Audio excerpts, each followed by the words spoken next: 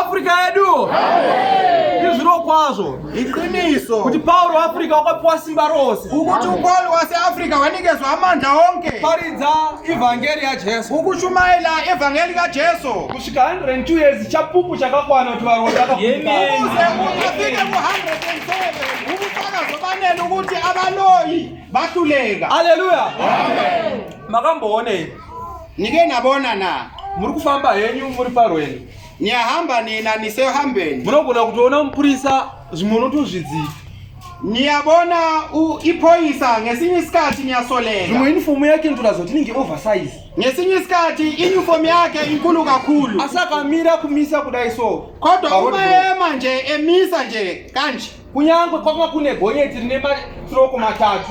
Noma nje kuza iloli elikhulu enenqola ezintathu. Rinotsaukira parutivi rweroad. Liyama. Kuti riri kurespecta mumwe womupurisa. Hayi ukuthi lihlonipha iphoyisa nje. Asi hurumende inobatirwa nomupurisa unozvidzika rimberi. Uhlonipha uhulumeni osetshenzela ile phoyisa le. Afrika yedu. Amen. Apostoli Afrika tingazvidzika ukatitarisa. Abapostoli Afrika siyasoleka uma nisibheka. Asi takapiwa simba rokubudisa madhimoni. Sanikezwa amandla okukhipha amadhimoni. Nokuda kwehurumende yaJesu inobata ngenxa kahulumeni kaJesu esimsebenzelayo. Simba rose rakatakapiwa kuparidza uvhangeri. Iwona amandla onke sanikezwa ukushumayela ivangeli kaJesu. Azina kutanga nesuba izvi. Akuqalanga ngathi. Zvakatanga nevakare vakanga vachifamba naMwari. Kwaqala ngabantu bakudala ababesebenzela uNkulunkulu nokuparidza ivhangeri youmambo. Ngokushumayela ivangeli yobukhosi. Nokuti naJoshua pahondo Israeli nava-Amerika yapisa. UJoshua kulembi yaba-Amerika naba-Israeli. Ainamata Mwari wamakagarira pasi. Wayethandaza uNkulunkulu emhlezi phambi kwakhe manje. Wakarayira kuti nguva imbowedzero. Wayalela ukuthi isikhathi sengezelwe. Kanti iwe zuva mira pamusoro peGibhiyoni. Kwathiwa wena langa ima lapho. Newe mwedzi mira pamusoro nawe nyanga ima lapho. Zuva nemwedzi zvikamira. Ilanga nenyanga kwama. Afrika yedu. Amen. Simba ratakapiwa isapostoli Afrika. Iwona amandla esanikezwa thina abapostoli Afrika. Paulo Afrika achiti hatiroyeki. uPaul manje Afrika uthi asiroyeki asishawa ubani. Asitakapiwa basa rokuti tisike Afrika. Asinothwa yinyanga ngoba sanikezwa amandla. Afrika yedu. Saka mfaro washi ngaubate pakati pehana zedu. Injabulo kaNkulunkulu ayibambe phakathi kwethu. Nokuti tine basa rokuita. Ngoba sinomsebenzi wokwenza. Tine hama zedu. Sinezihlobo zethu. Tine shamwari zedu. Sinabangani bethu. Titumei kuna iwo. Situmeni kubo bona. Kuti vadzidzise zveivhangeri yaJesu waikawe pamusoro ukuthi sibafundise ngevangeli kaJesu eyeza kithi. Isingadzidzisi zvekuponesa vanhu panyama bedzi. Engafundisi asinoramba kusindisa abantu enyameni. Verenga munhu waMwari teme yangu ishoma. Unotenda akabhabhatidza uchaponesa. Unoregerwa zvivi zvake obva auya kuna Mwari ndiye unoponesa. Uthethelela izono zakho uza kuNkulunkulu uza kusindiswa. Asi usingatendi uchatongwa. Ungakholiyo uzasitonisiswa. Zviratidza kuti izvi zvichava vanotenda. Vachabudisa mweya yakaipa muzita rangu. Vachabudisa mweya yakaipa muzita raJesu. Bazakhipha imoya emibi ngegama likaJesu. Vachataura nendimi. Bazokhuluma vachabata nyoka. Vachabata nyoka. Bazobamba izinyoka.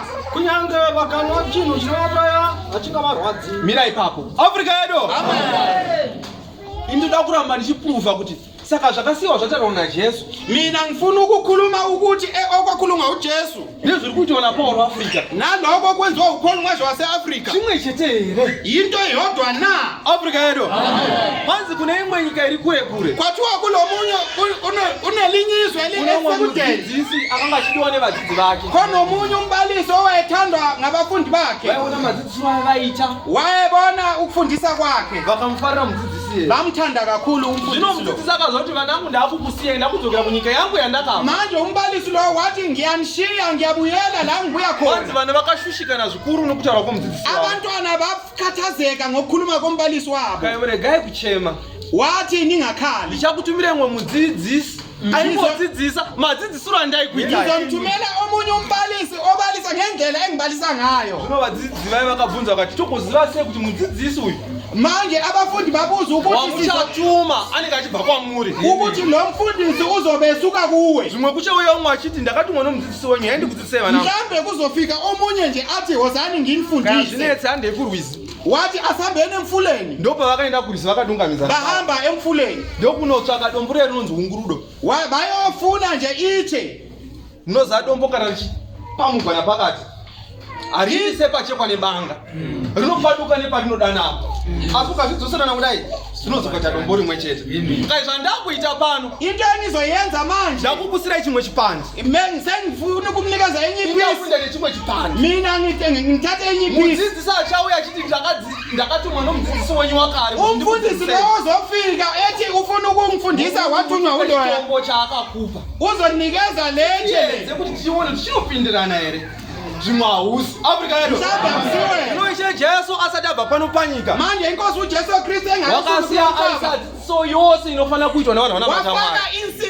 imfundiso yonke ifanele siyilandele pauro waafrika robva asvika kwatiri akati ndakatumwa najesu upaul mwaje waafrika wafika wathi ngithunywe ujesu takatora bhaibheri ratakasiyirwa sathatha ibhayibheli tora esalishiyelwa dziso yapauro waafrika ya sabheka imfundiso kapaul mwaje waafrika sathanganisa kwaba yinto eyodwa pauro waafrika unotakatumwa najesu upaul mwaje wathunywa ujesu kuti wakabva kwaari yiqiniso ukuthi usuka kuye ndifarai jabulani makholwa jabulani akadzoka ngoba wolowa wabuya haleluya hosana shilo dibaina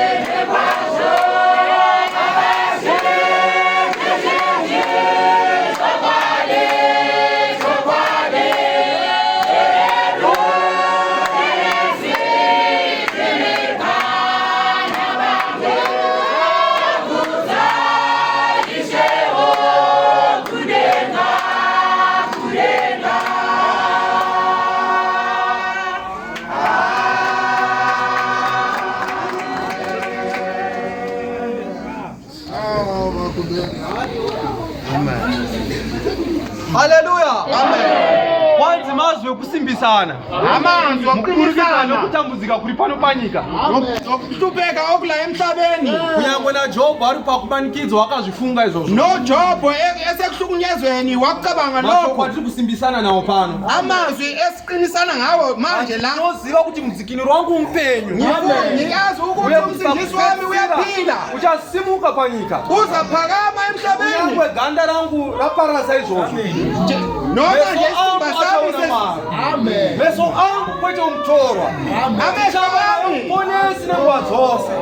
Haleluya. Amen. Ndoba maimba mukati ipapo togara pautsvene kwazvo. Siyahlala emuneneni. Zhinji vakone kona Johani. Nabaningi ababona uJohani nasiprofite. Haleluya. Amen. Kanti kufana ukutsungira kwavatsvene. Yiko ukuqinisela kwabantu abangcwele. Vanochengeta murayiro waMwari nokutenda kwaJesu. Abagcina imiyalelo kaNkulunkulu kanzi ipapo ndakazwa izwi richibva kudenga richiti nyora uti. Ngiyezwa izwi lisuke ezulwini lithi bhala uti. Vakafadzwa vanofira munashe kubva zvino. Babusisiwe abafela kuJesu. Wongondizozvinotaura mweya kuti vazori pakubata kwaukukuru ukuthi baphumule ekubambeni kwabo okukhulu nokuti mabasa avo anovatevera. Ngoba imisebenzi yabo yabalandela. Panguva ndamutara tichitanga ndio mabasa ekuti tibatire Paulo. Yiwona umsebenzi wokuti sisize uPaul manje Ishe anozouya uJesu uma efika kana uchigarira chipo chekuteerwa vanorwara kuti vapore. Uma ungathandazeli abasiri kuti vateure nguva iyona. Ngeke kusize ukuthi bathandazele ngaleso sikhathi. Ngoba haleluya. Saka ngatibate basa redu namasimba misi yose. Asibambe imisebenzi. Tichita zvakanaka kune vanhu vese vese. Siyenze ukuthi namazita edu anozodaidzwa nomusokupedzisira. Namagama etu azobizwa ngelanga lokugcina. Verenga ugare pa. Vachaisa mavoko pamusoro pavarwere vakapora. Inda kusvika chipandapudzi. Zvino iso Jesu wakati akataura navo akagamuchirwa kudenga akadzokera kuna Baba akagara kurudyi rwaMwari.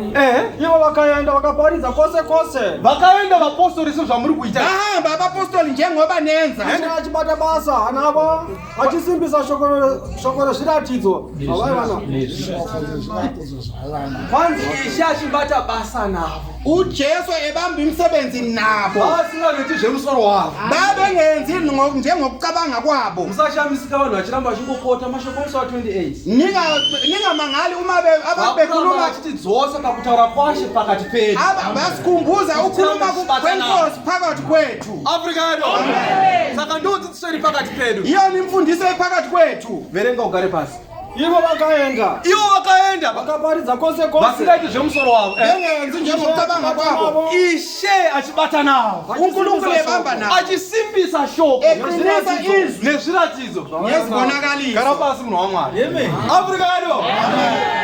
Vangeri yaMwari ichiuya panyika inongouya yakagagukuchira zvinhu zviviri. Ivangeli kaNkulunkulu mayifika emhlabeni ifika nezinto ezimbili. Kunyange vatumwa pavakadzika vari vatatu. Abathunywa beyehla bebathathu. Vachisvika kuna Abrahama paMamre. Befika kwaAbraham eMamre. Pisa ari pasi pemiti yomuoki. Kwakushisa ephansi kwesihlahla somuoki. Vakasvika vachimuudza zvekuparadzwa kweSodoma neGomora. Bafika bemtshela ngokubhidliswa kweSodoma neGomora. Vaona kuti ndiMwari asingangoya achingota zvekuparadza. Ukuze ababone ukuthi uNkulunkulu ongabhidlizi kuphela. Abrahama akasiya avimbiswa mwana. uAbrahama bamthembisa ingane. Afrikado. Amen. Paulo wamurika zvoguma kwenyika. uPaul waseAfrika ukhuluma ngokugcina komhlaba. Vayo vari kusiya vasina vana vayo nevana. Kodwa uphelisa ukungabi nabantwana abangenabo abantwana babe nabo. Afrikado. Amen. Saka ndumfaro unofana kukura pakati pana dzedu. Iyona injabulo efanele ikhule phakathi kwethu. Sakatenda kudzidziso dzaJesu. Thina esekholwa kumfundiso kaJesu. Afrikado. Amen. Kwanzi imba ikubwinya kwembe yokupedzisira. Ukukhanya kwendlu yokugcina Iyoyi. le yaJesu kaJesu kuchapfuura kubwinya kwembe yokutanga. kuzodlula ukukhanya kwendlu yokuqala yaMozisi yaye. kaMozisi le. yaJesu ndio ina Paulo ka. Le kaJesu yiyona enoPaulo. Afrikado. Amen. Nekuti chiverenga Bible ndakanzwisisa kuti kwanzi Mozisi ngafunda iBhayibheli ngezwa kuthiwa Mozisi pemakomo eNebo paPisga wakatanga kuona waqala ukubona nyika yakunzi Palestine izvozvo.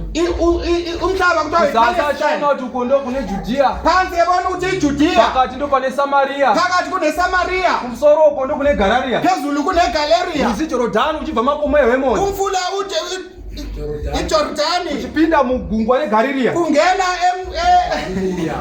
eGalilee uchikuda Yesu napaya paBetabhara pamobhabhatidzwa Jesu kuma eBetabhara lapho babhatidzwa uJesu kumiri uko achiona Decapolis Pesheya wabona iDecapolis aiona muchizaruro wabona esabhulweni nyika yakakundikana kupinda umhlaba wahluleka ukungena kune vanhu vaitungamira kunabantu ababekhokhelela kugwinya kwemba yokutanga ukukhanya kwendlu yokuqala imba yekupedzisira yatiri indlu yokugcina esikuyo manje mona mutendi mutsva asina gemenzi achireura achiti ndakati ndafa uma nibona umuntu okholwayo ofikayo ethi ngathi sengifile ndogona kumuudza kuti chimwe chezvinhu zvaakaonaona iko kwakadhumana naPauro waAfrica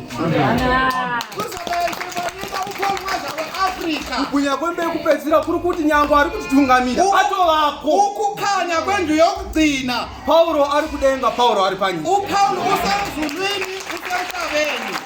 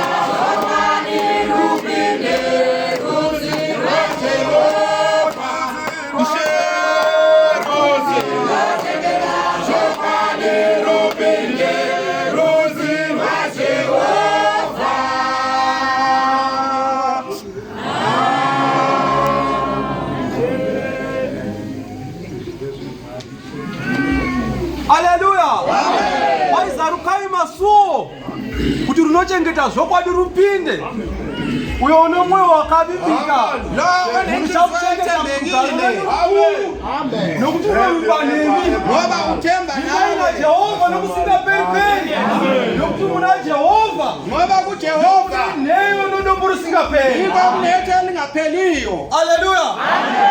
Kwanza rukai masoti rupinde zinoma ari kuzarwa masoti naye wakati mwana Jesu wakati achibatwa na Daniel pana Daniel 7 pa 21 achimona mmoyo wathi uDaniel ku Daniel 7 embona emoyeni fine ndakaona ngabona fine ndakaona ndakaramba ndakatarira ngabe ngiloko ngibhekile ndikaona runyanga uru chirwa navatsvene nokuvakunda kusvika wakakwegura pamazuva ake achisvika uze kufike omdala vatsvene vokumusoro-soro vakaruramisirwa abangcwele basezulwini nguva ikasvika isikhathi safika vokumusoro-soro vapiwe ushe vanikezwe ubukhosi vakamirira ushe zvamugere pano.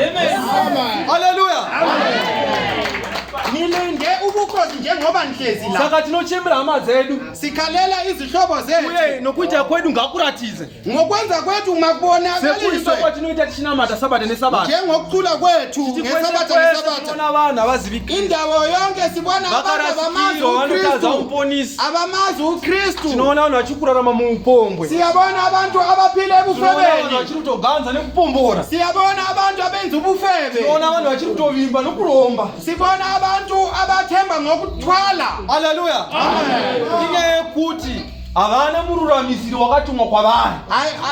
Indaba yokuti avanaye umsindiso wathunyelwa kubo. Saka tinofanira kuvachembera kuti tivaratidze kuno wakatumwa naJesu. Fanele sibakhalele sibabonise lapho kunowathunywa kuJesu. Tichifamba munzira imwe chete kuinda kumusoro. Ukuthi sihambe endleleni eyodwa siye kuJesu. Haleluya. Amen. Kuti uyo musuyo tigozoreka kutya. Ngalelo langa singesabi. Tigozopinda musho kudenga. Singene ebukhosini basezulwini. Johani akaona musiwo zvakanaka. uJohani wabona lelanga le. Wanda kaona denga idzwa nenyika itsva. Ngabona umhlaba omusha ngezulu elisha. Nokuti denga rokutanga nenyika yokutanga zvakanga zvapfuura. Ngoba umhlaba omdala rakanga risisipo. Ngolwandle lalingasekho. Kwanzi kuona kuta dzvele Jerusalema idzwa richiburuka kudenga. Ngabona indawo entsha rakaita somwengo wakagadzira murume wake. Africa ero. Saka musiwo tinofana kugadzirira. Lelo langa kufanele sililungiselele. Kwanza asivanochengeta zvokwadi havazotyi. Kodwa abagcini iqiniso ngeke basabe. Asi izwe Kristu hatizotyi kwenda iyo. Mari ndiye baba wedu akanaka. Yesu Kristu ndiye mari ndiye anochora weshe anasita este achazona weshe guidance. Utindo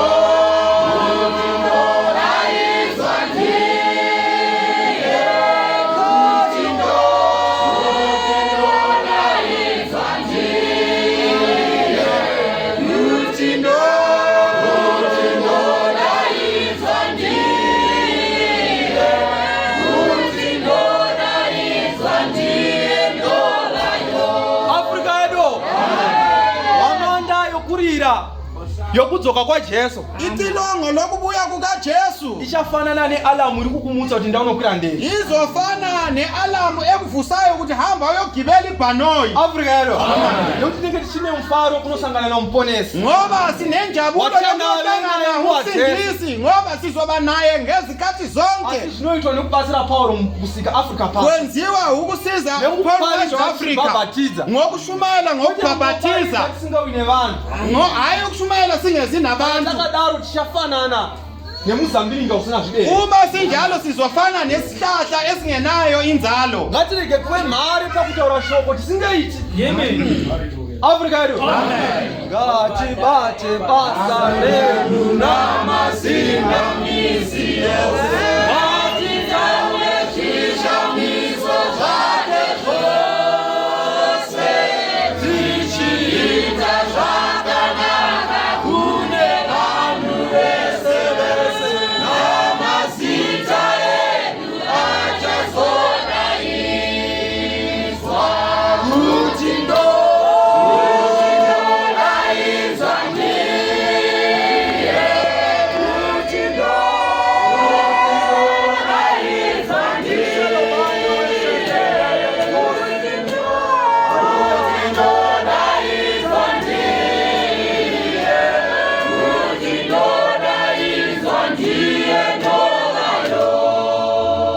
Mara kombrisa kwa damarake.